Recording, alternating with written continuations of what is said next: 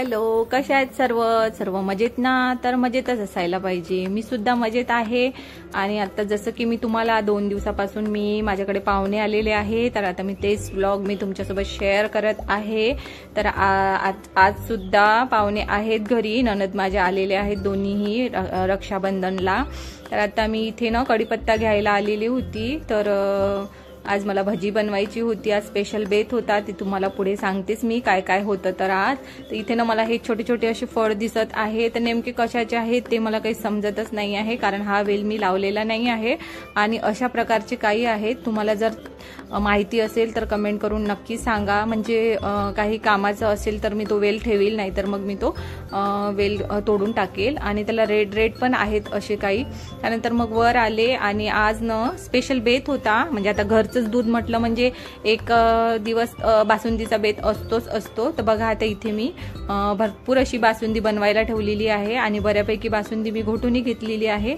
आणि त्याच्यानंतर बघा आता त्याच्यामध्ये ड्रायफ्रुट्स करण्यासाठी अहोंनी मला थोडीशी हेल्प केलेली आहे.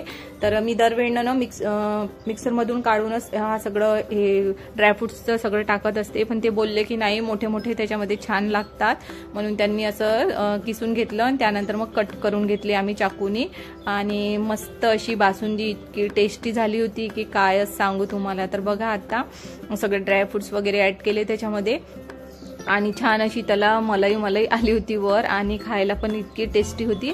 तर आता बासुंदी झालेली होती रेडी. मग मी बाकीचं सगळं करायला घेतलं आणि पापड वगैरे सगळं तळून घेतलं. आणि आज ना मला साधी पण भजी बनवायची होती आणि दरवेळेनं मी दोडक्याची भजी बनवते, कारण आमच्याकडे ना मुलांना अहोंना दोडक्याची भजी ना खूपच जास्त आवडतात आणि टेस्टी पण इतके लागतात. तर बघा इथे मी मस्त असे गोल गोल दोडके कट करून घेतलेले आहे आणि तेच बेसनामध्ये डिप करून केलेलं आहे. त्यानंतर मग आता भरपूर पाहुणे असल्यामुळे ताईंनी दोघींनी मला थोडीशी हेल्प केली आणि दोघींनी एकीने पोळ्या लाटल्या आणि एकीने पोळ्या शेकल्या आणि इकडच्या साईडला मी भाजी वगैरे बनवून घेतली आणि बाकीचं सगळं तर रेडी झालेलंच होतं. मग आम्ही गोष्टी सांगत आमचं चालू होतं. तर त्याच्यानंतर सगळं मग रेडी वगैरे केलं. मग जेवण करून आम्हाला आज मार्केटला सुद्धा जायचं होतं. तर तो व्लॉग मी तुमच्यासोबत शेअर करणार आहे पुढच्या ब्लॉगमध्ये. तर आता अर्नोला बोलली की तू गरम गरम भजी खाऊन पहा, कारण त्याला साधी भजीपेक्षा दोडक्याची भजी खूप जास्त आवडतात आणि ही कशी फास्ट होतात आणि एकदम खायला ना टेस्टी लागतात.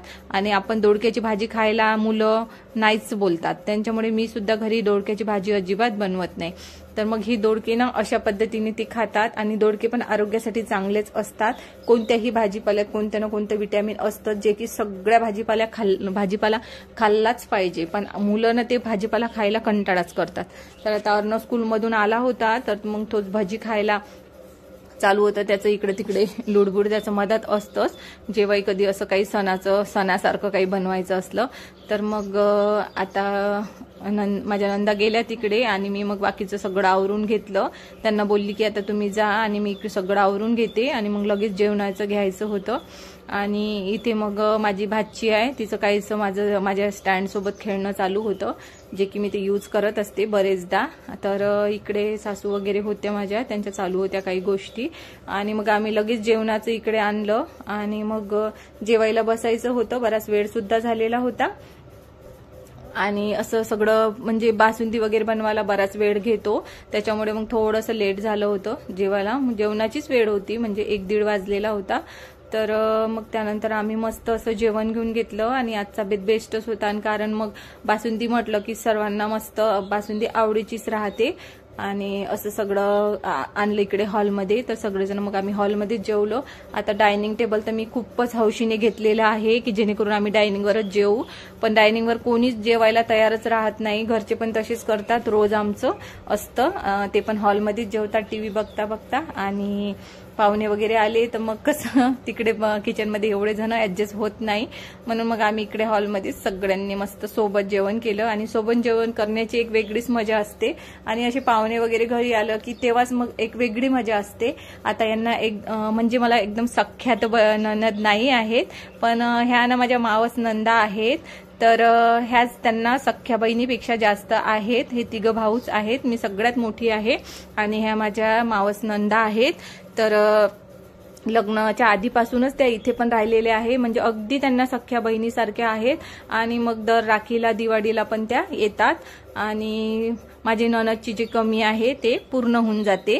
तर 5 बहिणी आहेत त्या, तर त्याच्यापैकी 2 आलेल्या होत्या आणि 3 दूर होत्या थोड्याशा, म्हणजे 4 बहिणी आहेत. तर 2 दूरच्या गावाला राहतात, म्हणजे एक सुरतला राहतात. तर त्याच्यामुळे मग त्या काही तेवढ्या दुरून आल्या नाही. आणि ह्या 2 मूर्तिजापूर साईडला आहे वाहिरखेड, तिथे राहतात. तर मग ह्या 2 आलेल्या होत्या. तर मस्त मग आमचा जेवणाचा बेत झाला आणि मस्त असं जेवण केलं एन्जॉय करता करता. तर हसत खेळत असं जेवण झालं आमचं. आणि आज मग त्यांना त्यांची शॉपिंग बाकी होती, तर मग आम्ही पटपट सगळं आवरून घेतलं.